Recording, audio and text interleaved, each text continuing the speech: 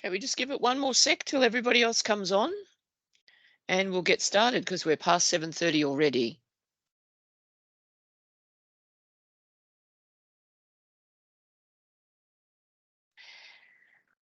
Just to let you know that this particular session is being recorded, and you are also able to use your mic and we can see you. So it's great for interaction between you and I and Kate for this evening. So Kate, what do you reckon? Do we get started? Yeah, let's get started. Okay. Well, everybody, welcome tonight to Family Engagement 101, the basics. Before we commence, I'd really like to acknowledge the traditional custodians of the land that we're meeting on. Today, I'm on Darrick country out in Western Sydney, and we acknowledge our elders past and present, and also any Aboriginal peoples that may be with us tonight. We commit to walk together with them on the paths of respect, reconciliation, and recognition. Just to let you know, tonight is an hour of what is normally a 4-hour workshop that Kate and I do together. It's loads of fun, so at any time you might want us to come along and do that 4 hours, it's good. But this is what we call our abridged version with all the best bits. So we hope you sit back and interact with us and enjoy. This is a very safe place for learning. We'll share, and everything's held within house. Please remember, though, if there's anything that's brought up that you may feel a little bit sensitive about, or it may trigger some thoughts that are not comfortable, we're more than happy for you to leave the room at that time and come back and join us again when you're feeling as though you can. We're all learners, and we're hoping to learn from you tonight as well as you are learning from us. We've been really lucky to have some rich learnings on our little bit of a Leyland Brothers tour that we've had around Australia with this particular workshops. And so we're hoping to learn from you just as much as you may learn from us. And of course, please ask questions. We're happy. We've got the reactions there. You can put your hand up at any time. You can shout out over us if you like. We're pretty cool about that. So we look forward to being all being together and enjoying this evening's 1 hour cram version of family engagement. We have a poll starting at the moment once Kate starts talking, but there's a poll up at the moment, and we hope that you will respond. I think it started already, hasn't it, Peter? Have you turned the poll on? Yes, I have. Excellent. Thank you. If you would, while we're just finishing up that housekeeping stuff with Kate, if you'd like to put your responses in to the poll, we'd really appreciate that. So, Kate, over to you. Thank you. And I just wanted to just share that this is also a family-friendly space. So at any point, my children may walk in this room. So yours are more than welcome to do that as well. So we understand this is a family time of evening. So everyone's welcome. And I have coffee, so. Okay, so just give you a bit of an overview about what we're planning to go through this evening. And we'll start off with looking at some of the benefits, which are research-based benefits of family engagement.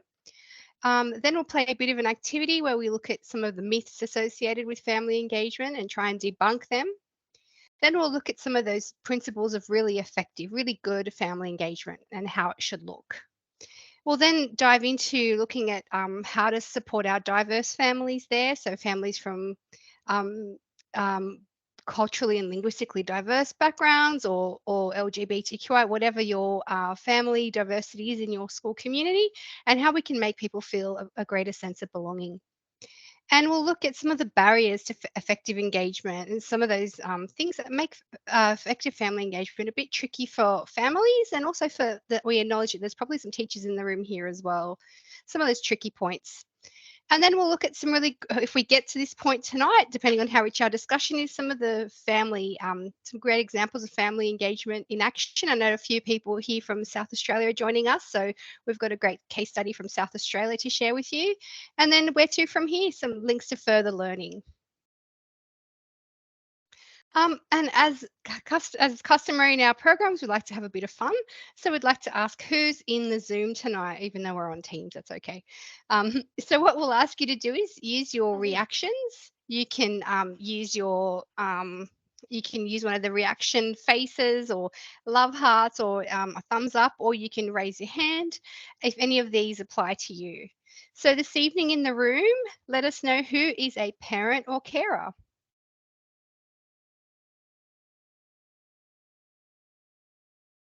Great, thank you. Um, Let us know who is an educator or a teacher.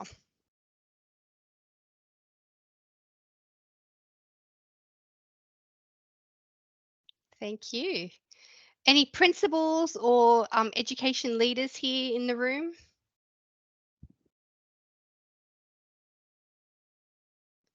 Great. And what about anyone here who has 2 or more children? Great. Thanks for sharing. What about 2 or more fur babies in living in their house at the moment? Doggies or cats or pets of some sort? Anyone? A fur baby parent? Do I get a point for being over 10? I think so. And anyone here attended a family engagement workshop before? Yeah, okay, interesting. And last of all, but not least, does anyone here have a nice cool or warm drink to with them that they're enjoying as they learn? Yeah. Cheers. Yeah, good. Enjoy your coffees or teas or whatever you're having. So thank you so much. Thanks, and great to see people from all over Australia joining us here tonight. I might hand over to Di, and who tell us a bit about who we are as your presenters this evening. Well, hi. Well, we're from 2 different organisations with similar purposes. So my name's Di Giblin. I'm the Chief Executive Officer of the Australian Council of State School Organisations, which pretty much takes up my time just saying the title of the organisation. We are the national parent body for parents and carers with young people in our government schools, but we work together across sectorially as well with many things, and obviously in the family engagement arena, we work closely together with our fellow peak parents and Together for Humanity. I've been in the business of education for the last 40 odd years, and as you can see, I'm the proud parent of 4 children who have given me 8, sorry, goodness, I can't even count tonight, 8 gorgeous grandchildren, one of which is doing her very last assembly for high school tonight. So, and she's getting an award, so that's really cool. Thanks, Kate. Thanks, Di. Well, my name's Kate Xavier. I'm the lead professional learning person at Together for Humanity. We're a national not-for-profit organisation that specialises in diversity education, helping young people develop their intercultural and interfaith capabilities. And we run programs all over the country, and our wonderful friend Rachel from South Australia, who's one of our partners, is with us tonight. So we're across, we've got people in different states working. A lot of our work centres on diversity and inclusion in schools, as well as anti-racism. So it's lovely to meet you. What we might do is have a quick look at those poll results before we get started. Has everyone had a chance to do the poll?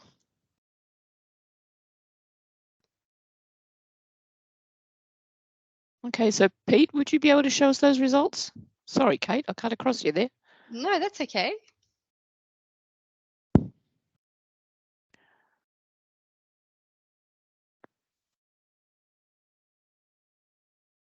If people look at their chat, they'll see the poll results. Great, thank you. So, sorry, you did tell me that.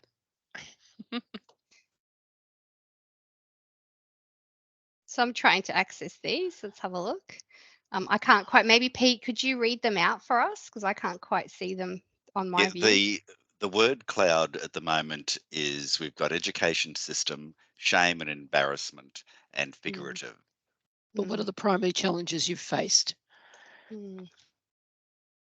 So this is to get you thinking that there are many people in the room here who are facing challenges with family engagement. Shame and embarrassment is one that keeps coming up, and we'll explore a little more later on. And what we'll do is we'll try and demystify some of those ideas about family engagement and give you some empowerment in terms of some language, some research basis to give you a little bit more of an understanding, whatever your role is here tonight. And on that note, we'd just like to have a look at some of the Australian professional standards for teachers. If you're here as an educator, you'll be very familiar with these, as they're something that we have to report on as teachers. And you'll notice that there are two standards there that all Australian teachers need to be working towards. And one is being able to engage parents and carers in the educative process, describing a broad range of strategies for involving parents and carers in their children's learning. And the other thing that teachers need to be able to do is to have to be able to engage with parents and understand strategies for working effectively, sensitively, and confidently with parents as well. So this is something, if you're a parent here, just to let you know, or a community member, that this is something that schools are meant to be doing, and this is part of a teacher's professional practice to be able to demonstrate these skills. So it is something that all schools should be doing, and that all as parents, some of us may not have felt perhaps our school communities are doing this, and some of you in the room might feel that your school community is doing it really well. So we're here to kind of explore how this might look in practice this evening. And I'm going to just one more link is family engagement is really important as well for many communities, particularly our First Nations community. If we look at the Alice Springs or the Mbantwe Declaration, you'll see that it is vital for the education community to work in partnership with parents, carers, and families to support a child's progress through school.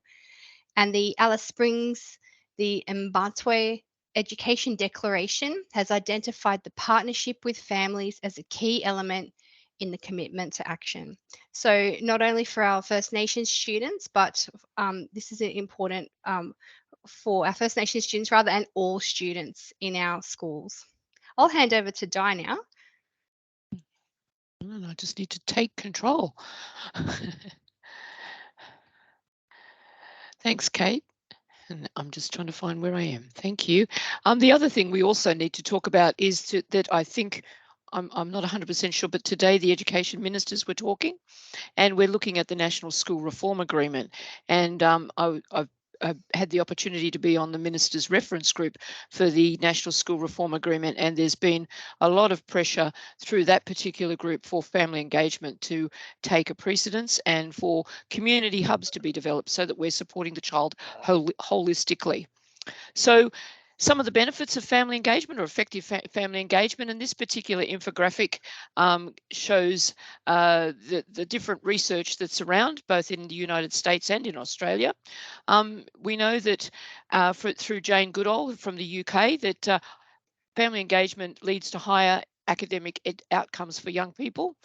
The OECD has told us that it enhances well-being, and we know that since COVID in particular, the well-being of our young people has plummeted quite considerably and needs lots and lots of support, and that includes engaging with families to ensure that that happens. Curry and Holter tell us that it gives increased confidence, motivation, and engagement in learning. There's increased social and emotional competencies through Hill and Tyson's research.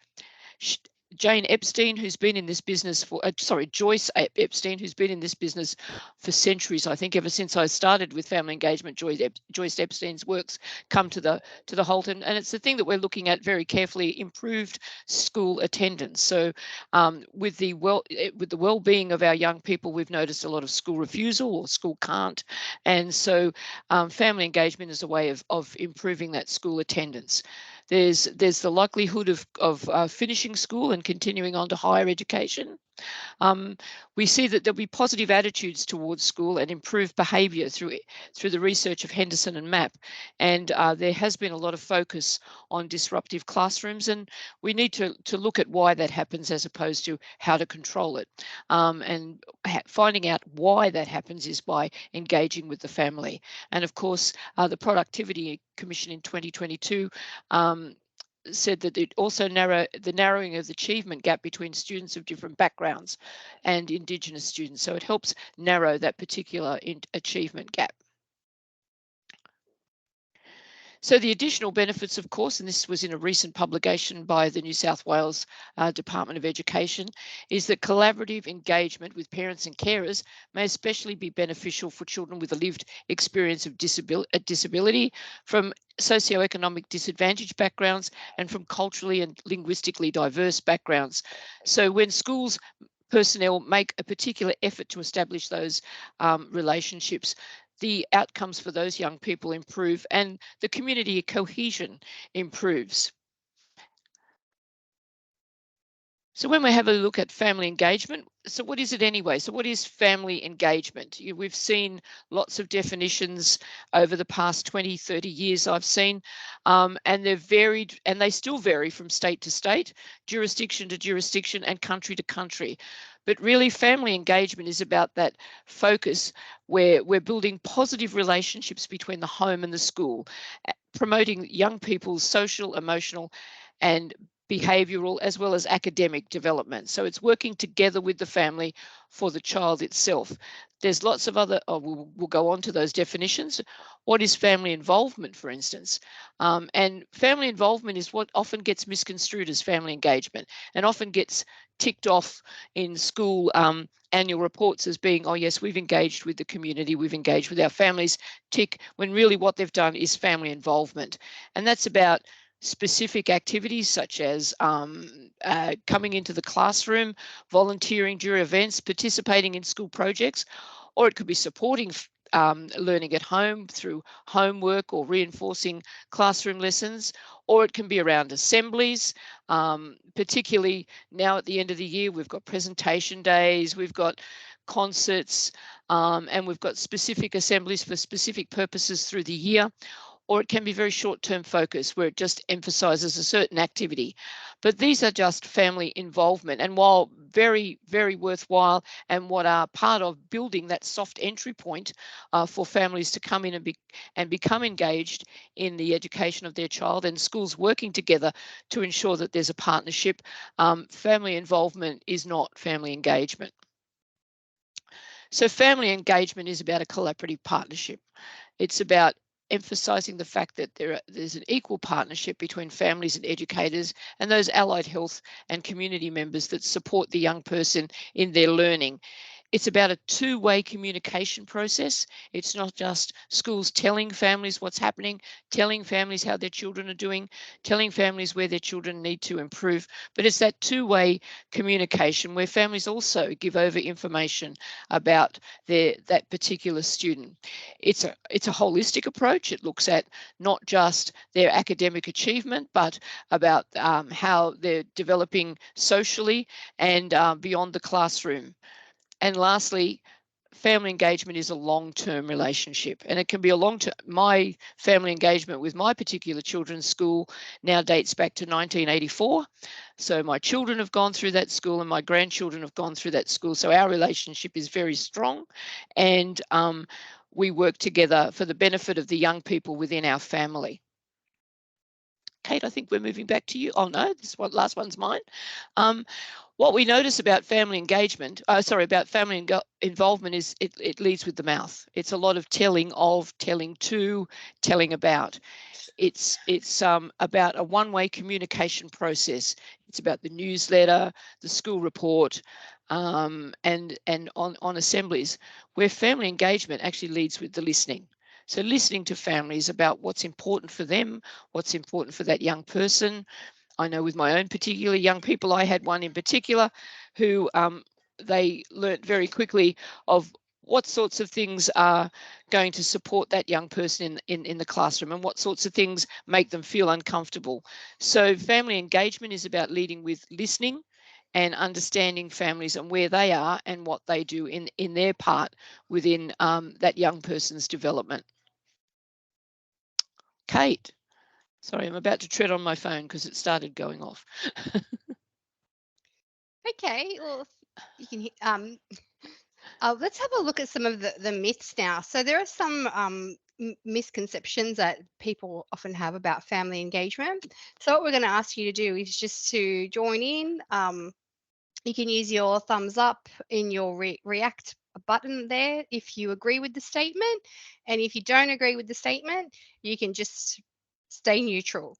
If you would like to take your mic off at any time and ask a question, you're more than welcome to do that as well. So let's have a look. We've got the first myth that's about to come up is all parents have hopes and dreams for their children. If you agree, give it a thumbs up.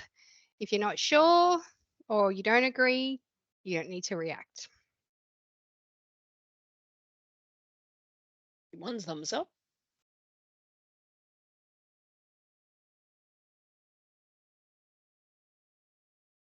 Yeah, so we would say yes, that is a truth there, that all families have hopes and dreams for their children. I think Di explains this really beautifully. Di, do you want to? You normally explain this really well. Do I? Oh, okay. Yeah. I'll go with you.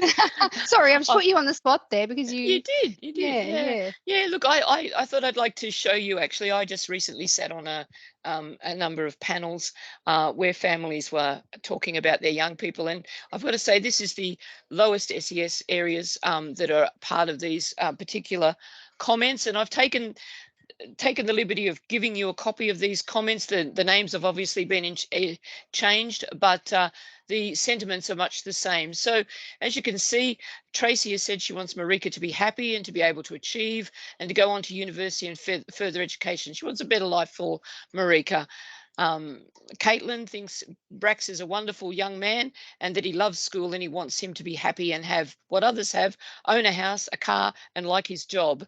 And I think that's really cool that his parents have seen that liking what you do is extremely important. Toby has twins that love animals, and she aspires for them to work as vet nurses or zookeepers, and they may too, I hope. And Sarah and James have 4 young people, and they just want them to have career choices and opportunities that they didn't have. These quotes are authentic. They are real quotes from families, and they show that all families want better for their young people.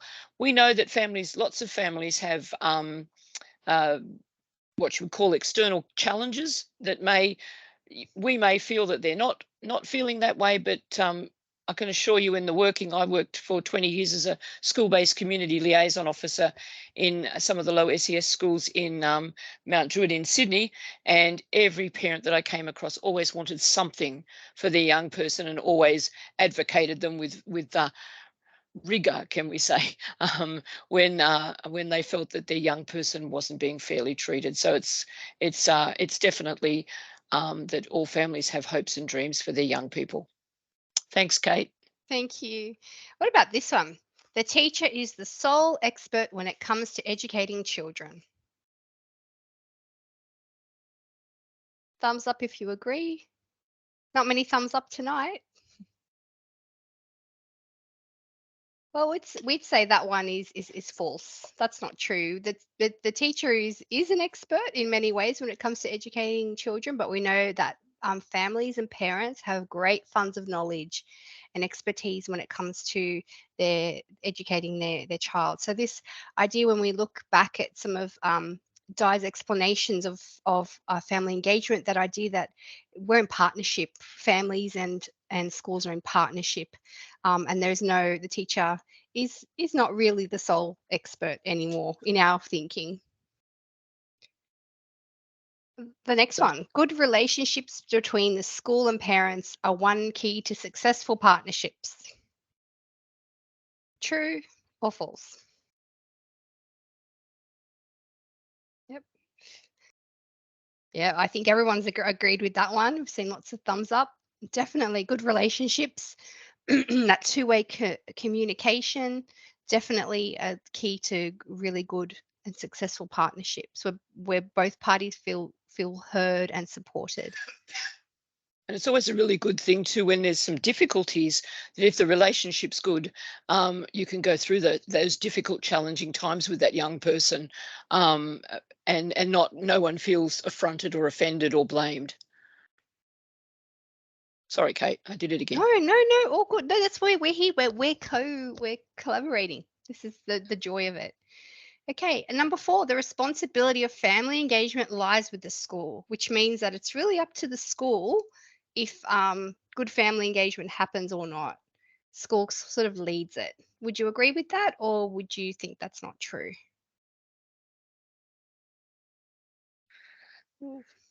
Anyone want to take their mic off and give us an answer to that one? Hmm? Yeah, when we've traveled around with this question, and we've had some really interesting responses to it. So some people saying very, yep, absolutely starts with the school. Other people saying no, it starts with the families. But in the research says that it starts with the school, because if parents don't get an invitation from the school to engage and to have those conversations, it's very difficult to have authentic engagement. Sure, there might be involvement, but authentic engagement has to be led from the school, and you'd see it in places like the school's plan, where they would actually embed it in their documentation and have that as part of their strategy for the coming year, or few years, where they really try and commit to working on family engagement. Di, would you like to do this one? Families and teachers are partners in their child's education. I think this one's an easy one, Kate. Thank you for that. Although it's the one that I got all the challenges from when I was out before, if you recall. Yeah, Yeah. absolutely. The partnership needs to be strong, for it to take the good times and the bad times, like any partnership, and to ensure that the positive advocacy for young people is there from all parties, and that we understand each other and that we learn from each other. And I think that's really key. Yeah, I love the idea that the idea of the partnership model, and I think that when we look at that, working together and collaborating, I think that makes a lot of sense, and it just sort of takes a bit of reframing in how we may have experienced school and the relationship that our parents or our grandparents might have had with our teachers. It takes a bit of rethinking and reframing it, because if we look at each other as partners, there's a greater respect and ability to be able to listen to one another and work together. And it's good for the young person too to know that they've got two people batting in the same direction for them, I think. Okay. Yeah. All families have funds of knowledge that support their child's learning. Yet true with a little thumbs up, or no response if you disagree.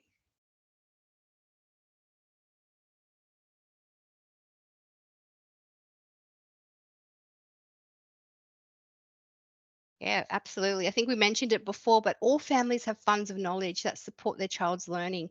And when we look at some of our diverse families, that could be in the form of languages that they speak, belief systems, spiritualities, lived experiences, being very resilient, migrant experiences, lots of ways that families can contribute their funds of knowledge to their child's learning.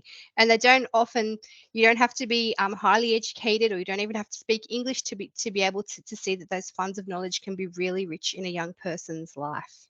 And the importance of a school to ensure that they're listening to those funds of knowledge too. So when that there is things like language barriers or other barriers that are involved, it's really important for schools to reach out and find out that little bit of other information that helps put the pieces together for this young person. And have I got control? Have I? Look at that. Good. So Sorry, the did we miss one? No, we no, didn't. we didn't. We No, didn't. no, I we think. didn't. I think Sorry, my no. my mistake. No, that's okay. So, the family engagement principles. There are some key principles to family engagement to ensure that that's what we're actually doing. And first and foremostly, it's linked to learning. It's very important that it's linked to that all family engagement is linked to learning. That it strives to build that relationship and then development that relationship between the home and the school. Um, it's collaborative.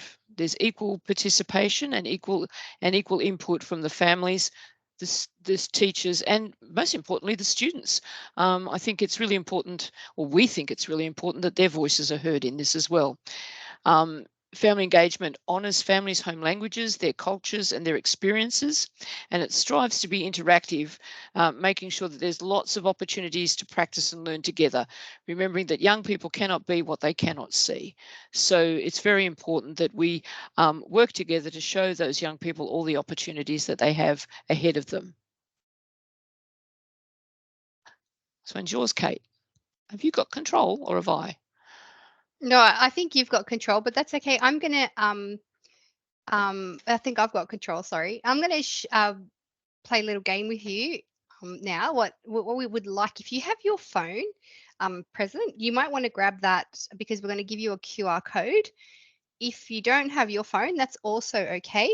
We're going to provide for you a website, which is the mentimeter.com website, which you can just Google, and there is a code there that you can enter in to play this game.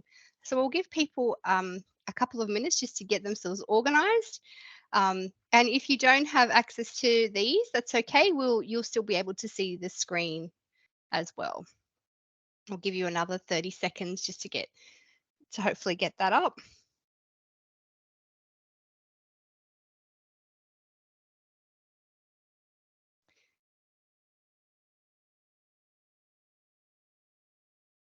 And now I'm going to share my screen. So if you missed the code, you should see it up here.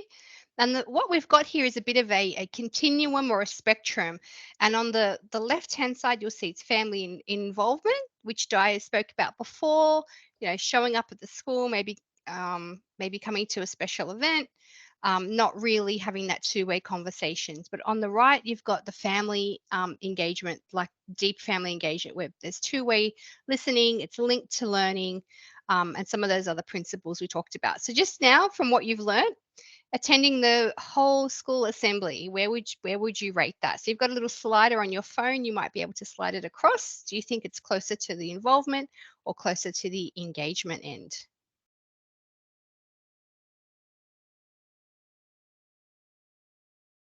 Oh, yeah, people are moving it. You can see people interacting now. Again, if you're not quite sure, the code is written up the top here where you can type it in as well.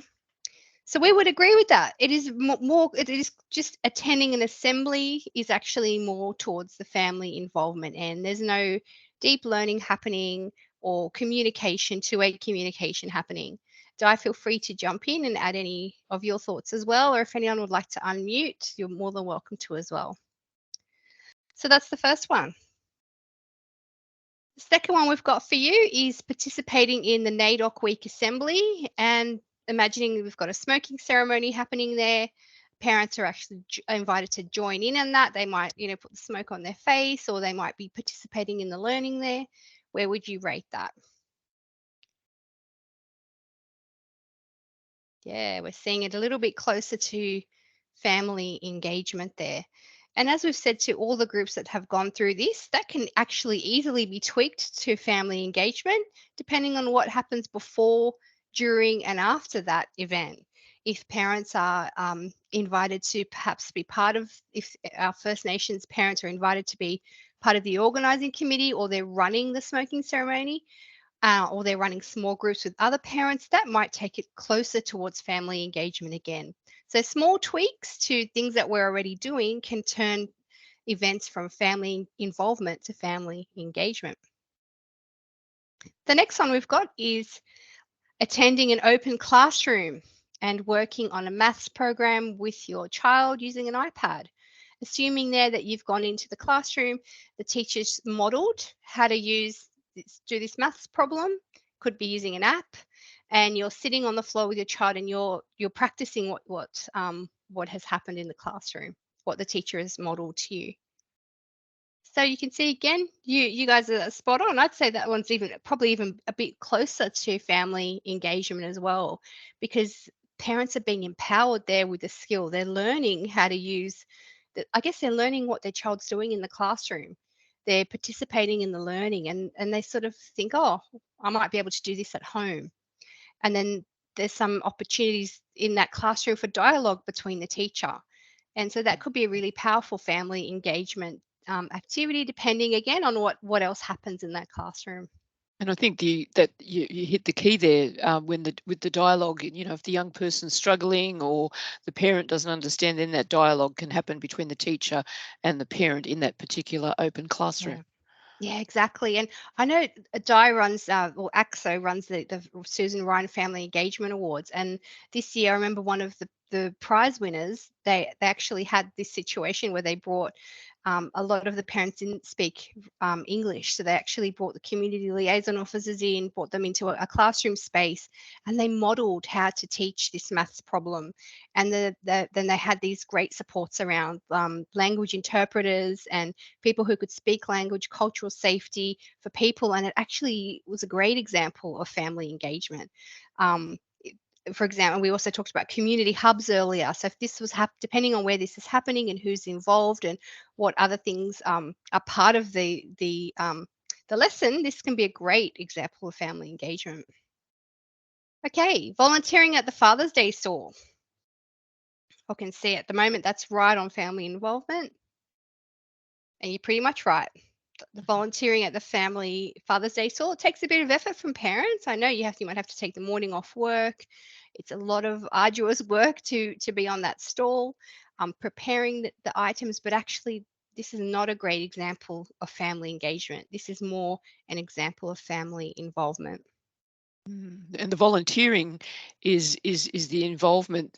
The movement to engagement could be if a certain family had not issues, I suppose, differences in their family makeup, and they go up and talk to the school about that and say, you know, look, would you mind if my grandchild buys a gift for their grandfather because their dad has passed, or something along that line. That's when the engagement happens, when the personal story about that young person is related back to that Father's Day stall. Yeah, exactly. So sometimes these things do open up conversations as well. Okay, the next one, answering some questions about your childhood toys for your child's history homework. So it could be, oh, you know, what mum or dad or auntie, what toys did you have when you were young? How did you use them? Or, you know, what toys didn't you have in many cases as well? And here you can see you've put that closer towards what sort of not quite in the middle, but this would be probably more towards the family engagement end, because there is some learning happening. There's the parents' funds of knowledge are being recognized, that parents know something about history as well because they've lived it. So this recognition of that knowledge that parents have, inviting them to share in the homework and be able to support their child's homework. It's not a very strong example of family engagement, but it is on the right track. So this is a better example of better than family involvement. Okay. Oh, our favorite, dressing your child up for 100 days of kindy. Imagine that's 100 days of school. The young person's asked to dress up as an old person, and you take them to school. You might take the morning off so you can drop them, take some photos, and off you go. And then later in the week, you might see some photos on the Facebook or in the newsletter about this 100 days of kindy. Yeah, Meanwhile, you've stressed for days beforehand what to dress them in. Yeah. Or they tell you the night before, which is even better. Yeah, so you can see that one, you were spot on there. Look how good you guys are. You're spot on. It is that family involvement end. It is not quite engagement. However, we're going to have a look at an example in a moment of how that can be transformed. And here we have another example. If we get some of our culturally diverse parents to come and lead a workshop on the Staff Professional Development Day that focuses on being culturally responsive and saying, okay, we're going to hear from the Pacifica parents or the Samoan parents here, or we're going to hear from our First Nations communities, our Darug speaking community. So here having the parents share their knowledge with teachers. Now, yes, spot on, family engagement. And I have seen this done at a school recently where one of the parents came up and led the Staff Development Day with a First Nations perspective and talked about this. So it is possible and it is happening. So that's a great example of engaging families, because it's assuming that there's going to be lots of conversations happening before this and also afterwards, and checking in on how this is being implemented and how it's going and tracking it. And for them to be able to do that leading, there has to be that invitation, which means that's where it's led from the school, which is awesome. Mm-hmm. And finally, discussing your child's autism diagnosis with the school and contributing to the writing of their IEP, which is their specialised individual education plan. And you guys are right. Yeah, it's closer to family engagement, tapping into the parents' knowledge or family's knowledge of the young person, giving the family's ideas of what helps that young person, and also helping support that young person at home and having those strategies shared. We have had Excellent. a couple of times, Kate, remember, where they've said, some people have said, oh, they've just been asked to come in and sign it. So it's really Yes. important when we're developing Yeah. an individual education program or an individual education plan, particularly for young people with specific needs, that the family needs to be involved from the start of writing that program, not signing off on it at the end. Oh, and signing off at the end, but not just signing off on it at the end. Well, thank you. That's the end of that Mentimeter. Hopefully, you can. Oh, we've lost our space here. I think it's back to you. If you can. Yeah, I can take control if you like. Yes, please. This is where we had our last Wednesday, where I lost everything off the screen at this very point. And Kate, can you see the screen? Because this is your 100 days of yes. engagement. Okay. So we talked earlier this 100 days. Now this could be 100 days of year 7, whatever it is. But if we look at this simple idea of 100 days, on the involvement side, and I know this has been my experience as a parent. You dress your kids up. You take a lot of time to dress them up so they look really cute. You drop them to school. There may be an assembly if you're lucky, and then you might have a morning tea if you're lucky. I think for mine, it was just the first one, dress the kid up and dump them at the school. But if you want to look at transforming that into engagement, there needs to be a little bit of prep work. So the teacher might ask the students to write a letter of invitation to the families. Now that could be that they draw something, they color in something, but something is, the young person is sending an invitation home to their families. And then there could be a little piece of homework for families. It could be 3 things their child has learned, or 2 things the families have learned. And this could be, how to pack a lunchbox, how to get out of the door by 8:30, and one hope for 100 days. And if we're working with diverse families or um, English learners, we might just ask them to draw a picture or identify a feeling. So this can be modified depending on who you're working with. And then you might ask them to bring the worksheets back and have them displayed around the classroom or the hallway outside the classroom as well. And then once the parents are there, why not take advantage of them? We get them into the classroom, we bring them into the classroom, and we help empower them. So what we do is we get them to watch a numeracy activity, and because it's kindy, a 2-digit number with some dice, and have a play around. The teachers model it. They say, this is what we do, and you're going to do the same. And then the students and their families play together. So there's a bit of knowledge transfer. It's linked to learning. And the parents have an idea of, oh, I can do this at home. I can support my child's learning. And then they get a little take-home pack, or they get some dice, or they get some worksheets to do. And if you're a working mum or dad or auntie or carer, then you can access this online. There'll be to make it inclusive, we want to have that filmed, and we might have it on a server where the parents and families who don't come can still access it, and they still get a little goodie bag as well, so that they can share that learning and that skill. And the idea is those families feel more empowered to sort of engage with the young person's learning. And for many families, coming into the classroom is very daunting. They've had a very different experience of learning, perhaps in their home country or in Australia. They might have had a negative experience. So coming in a really safe way, being gently taught how to try different strategies is really, really valued by many parents, and can help build that relationship and that trust. So that's sort of one way that you could transform what we're already doing and just make it a little bit better so that it's more towards the engagement end. I think I'll hand back to you. Sure. So some of the key takeaways so far that we've had is that we can empower families and schools to be partners when we provide everybody with new skills and opportunities. So we may be like in that last example, providing families with the skills and opportunities of what was happening in that particular maths lesson, but also when families and schools come together, there can be some knowledge exchange, particularly say in the IEPs, when a young person may have autism or ADHD, and they can share, parents can share the strategies that they use, or the information that they have about that young person. So everyone walks away a learner. And And what's more important, though, is that with every activity we do with families in schools, that can be transformed from involvement to engagement quite easily, with just ensuring that there's a bit more rigor and there's a bit more partnership between all three stakeholders in that particular activity. So the parents, the teachers, and the young people are all involved, and it becomes a partnership in that learning and the exchange of knowledge.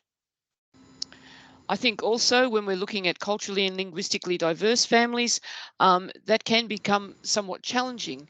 But there are many ways that we can do that, and particularly in our government schools and many of our other schools, that we can access interpreters for any meetings, or for translators to translate any documents that go home.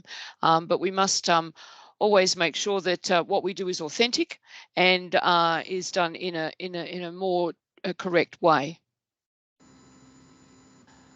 So, some strategies to enhance inclusion. And I suppose this is the one that we often go on about, and that's communication. Communication's got to be open and simple. We've got to avoid all the jargon that we use. Families are very good with many different modes, and there's lots of apps. I know, as a matter of fact, I just spent last night teaching my husband how to use an app, and he's the teacher, I'm not. So his communication with families, newsletters, SMSs, some of those things are quick and simple, but there's always an exchange of information. To actively listen. So some of the things that we've learned as we've been going around the various areas is that sometimes apps and SMSs are just one way. And we've always got to remember that we need to listen to the response, or listen to the questions that come out of whatever communication schools push out to families. So ensuring that it's a two-way communication and that schools are actively listening. There's, as I said before, the utilisation of translators and interpreters to ensure that the message gets across, and also to make everything clear, to have our messaging very clear. I know that often I've been known to pick up the phone and go, now what time was it meant to start? Oh yeah, we forgot to do that. Or what the actual reasoning behind any event is, rather than just going up and seeing what's going on in the school. So make the intention of what the school is doing and what the school is providing quite clear for families to know what they're becoming involved in, and making sure that there are nice soft entry points so that people don't feel excluded for whatever reasons they might be bringing with them as they walk through the gate. So I'm just going to interrupt you there. Go. The slide hasn't moved for me. It's still on key takeaways. I'm just checking. Is that me, or is that on? No. Is anyone else experiencing that as well? When you had control, I couldn't see either. I had to keep moving the screen. Okay. So no, yeah, just keep moving along. Sorry. So do you want to take this slide, Kate? This is Kate, sure. Slide 30. Go for it. You get to talk about food. Oh yeah, so we've already mentioned tonight here, family friendly, because get the kids involved too. Sometimes that involves having some care for them, someone to do some babysitting, play some games with them, and we've seen in lots of communities, women's only spaces or men's only spaces are really successful. I was at one school where they had a women's space, and they had a lot of mums who were breastfeeding, and then they had this great setup for the mums, and the dad said, "Oh, we want something similar," so they went and asked the school and decided to create a men's space, where and men, which then invited culturally, was quite culturally responsive to that particular community, and then they had activities for the men, mental health workshops and things like that. So knowing your community and being responsive to it and making it friendly. Hospitality is always the thing. Make sure you've got food that people can eat, and lots of it. And I was one great school out here in Sydney that partnered with the local. I don't know if you've heard of El Jana Chicken in Sydney. It's this very famous Lebanese charcoal chicken. They partnered with this chicken shop, and they got all this amazing food. Because the dads were coming from after work, and this was a dad's program. So they and then the dads loved it because they got an awesome feed. Everyone was comfortable to chat. They had the food. They felt safe. They felt really welcome and special. So hospitality is always a great thing. And then upskill and empower, we mentioned some of these before, but having workshops for families, and it could be in literacy, numeracy, English classes, spirituality, but it could also be in things like work skills or fitness classes or self-defense or anything else. So having families feeling that they're learning some skills as well, that's going to help them be a really great parent and contribute to their child's learning. And finally, build relationships with families to draw to honor and leverage off their expertise and funds of knowledge. So never discount the role that our diverse families and the skills attributes that they come with and their amazing resilience, because they can really be wonderful examples and role models for the young people in our community. And some of these are out of our control as families, but for some of us, we can actually say, well, this is what we need, this is what we would like, and are you able to do this for us? So sometimes using our voice to make these things happen can be daunting. So that's why if you can go through your P&C or your P&F to ask about some of these things or to advocate for them, that can be really powerful. Absolutely. But we also know that there are some barriers. And as we've been going around the country, we really haven't gone around the country. We've got 3 states. That's pretty good for us. We've noticed that there are different barriers in different areas, but we just want to have a look at one particular school. So we're just going to and discuss with you guys what you think. So this particular school is in it is in Western Sydney, so they're learning an Indigenous language or a First Nations language, but they also have an extremely diverse population. Some Polynesian young Polynesian students, great dancers and singers, I might add. But the families are there, and there's been a slow influx of Samoan families too, with a very strong cultural heritage. There is also an intensive English centre set up for new arrivals. But on the first day of arrival, families are confronted with this as they arrive at the school. And if we just go to a little bit more of the photographs there. So thinking of that, how do you think you might feel walking into this school? So is there anyone who might like to switch on their mic and give us an idea, or put something in the chat of how you might feel walking into this particular school? Yeah, pretty daunting. It is very daunting. It's very unfriendly. Not welcoming. It's quite an uncomfortable walk up. It's as part of the additional part is, of course, you get to put your finger on a very sticky, overused button, and then a voice from who knows where comes out and says, "What do you want?" Or the gate opens, or you get a recording, and that's terribly uncomfortable.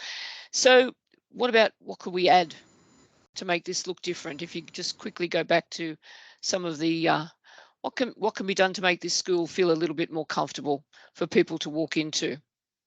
How can we change the look? What does it make you feel like? Can I add that this school has a population where roughly about 40% of the families has someone in the family that are incarcerated. So they're actually walking into something that they already are familiar with, but in a totally different environment, and have totally different messages. So these young people are walking into, and families that's very unwelcoming, but has some other triggers. So changing the signs to make them a bit more welcoming, to put signs in language. There are many languages, many Polynesian languages that are very similar, but could be there. A sign that says, "Thank you for understanding that our young people need to be protected," or that we're keeping your young person safe behind the gates. All these things are different ways to change it. If you go to a picture that Kate has of the school local to where she works, they're just starting to put colours up and change it, and it softens the hostility that I feel when I walk into those other schools very clearly. And remembering that when we're trying to engage families, it's first impressions like anything else. And if the barriers are already there, then that's language enough to say you're not welcome. But if we look at this one, this is Sandy Hook. And if you remember some years ago, a few years ago now, there was a huge massacre in Sandy Hook where a gunman came and killed quite a number of young people and teachers. This is the new look Sandy Hook. It's got all the protections you need, but they can't be seen. It's not visible. And so the school looks extremely inviting for families to move into, for young people to come to. And yes, there may be some memories of that particular incident those few years ago, but it's not, you're not triggered and reminded of it as you walk through the gate. Yeah. Interestingly enough, though, most of the schools in Western Sydney, or most of the schools in New South Wales, look like the example I just showed you. But I went to a school last night, actually, and one of the things we noticed, the thing we noticed about the school was it didn't have a fence. And isn't that interesting? What you really would have liked to have noticed was lots of other things. But the first thing my husband and I said as we drove through the gates, oh, there was no fence. Where's the fence? We were looking for the button to push. So interesting that already that's embedded in lots of people's minds. But the more friendly we can make those first impressions, the easier it is for families, and particularly the families in that community who already are confronted with that sort of entrance in other places that haven't got as pleasant a memory for them. So we'd like to know some of the barriers to family engagement that you or others have had. So if you can, might like to use the chat facility just to put up some barriers that you've confronted, you've been confronted by as you've become engaged in either your child's school or you've tried to engage families in your school, because the barriers can be both ways. And I can't see the chat. I need to see the, yeah. Yeah, that often no opportunities to talk with teachers unless you have that miracle phone call where you book the appointment, and understanding that teachers are busy. But I can recall only a few weeks ago having to get onto the school quite urgently about one of the young people in my partial care having had a car accident, and it was make an appointment, do this, do that. And so it was very difficult. That's right. Teachers are overworked, and it is very difficult to make time to engage with families. And that again is another issue that comes up. The crowded curriculum. Bless the curriculum. It can be quite crowded at times, and it can take up more time than what we need.